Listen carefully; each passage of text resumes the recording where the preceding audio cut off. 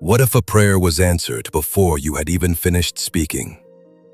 After the test on Mount Moriah, Isaac returned home alive, but his family soon entered another season of change.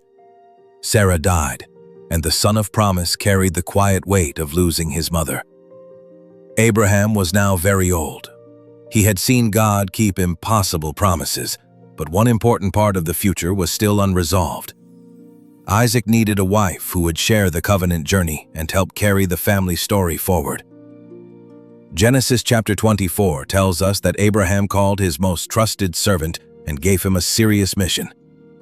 He was not to find Isaac a wife from among the surrounding Canaanite peoples. Instead, he was to travel to Abraham's relatives and seek a woman from there. The servant asked the practical question: what if the woman refused to leave her home? Should Isaac be taken back to the land Abraham had left?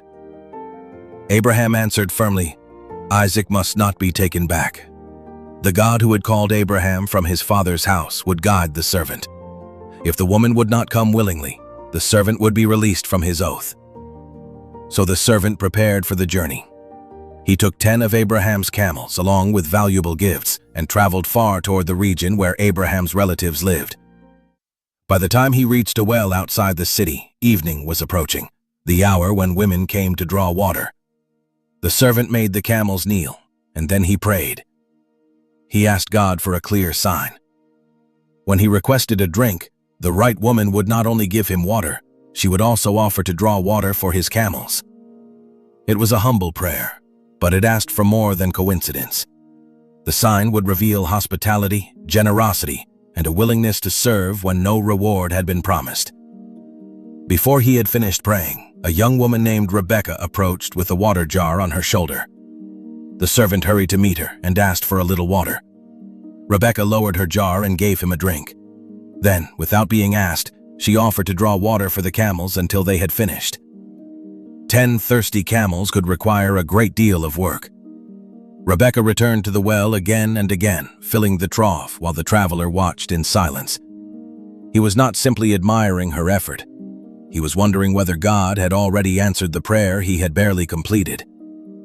When the camels had finished drinking, the servant gave Rebekah gold jewelry and asked about her family. Her answer removed the remaining doubt. She was the daughter of Bethuel, from the family line of Abraham's brother Nahor.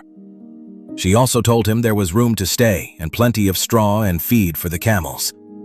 The servant bowed his head and worshipped God.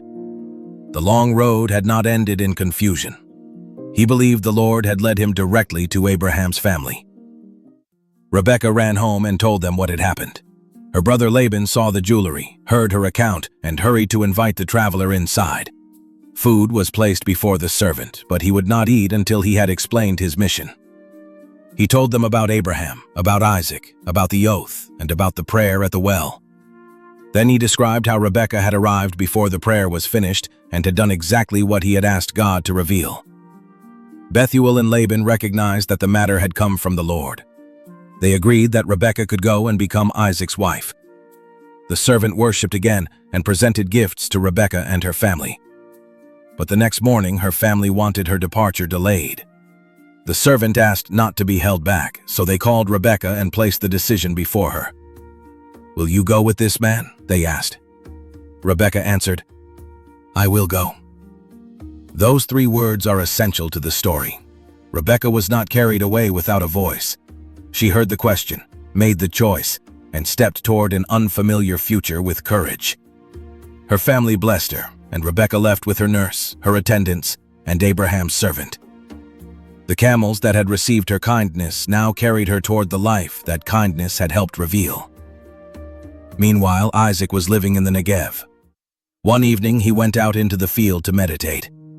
Looking up, he saw camels approaching. Rebekah also looked up and saw Isaac. She dismounted and asked the servant who the man was. "He is my master," the servant replied. Rebekah covered herself with her veil, and the servant told Isaac everything that had happened. Isaac brought Rebekah into Sarah's tent. She became his wife, and scripture says that he loved her. After the death of his mother, Isaac was comforted.